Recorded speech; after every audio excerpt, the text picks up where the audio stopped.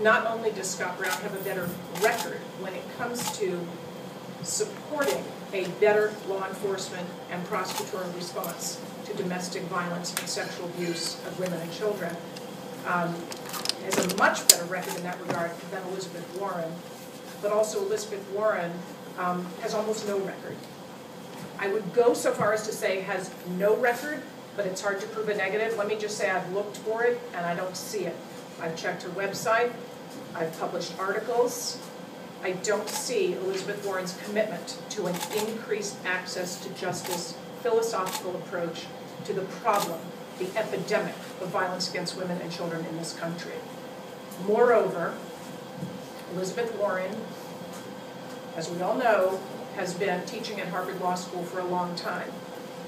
Harvard Law School is currently under federal investigation by the Department of Education's Office for Civil Rights for adopting policies and procedures that violate women's equal access to education under Title IX. Now, some of you think of Title IX as that law that deals with equal distribution of basketballs. Make no mistake, that's not the primary concern of Title IX. Title IX is an anti-discrimination law promulgated under the Civil Rights Act that guarantees women equal access to education and prohibits gender discrimination. What kind of discrimination am I talking about at Harvard Law School? Rape.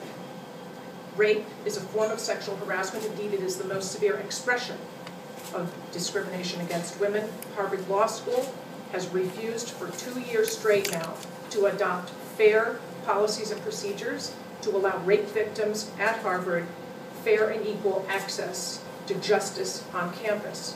What do I mean by that? 90% of universities and colleges in this country, when a woman on campus reports a rape, there's a hearing, there's a judicial hearing on campus.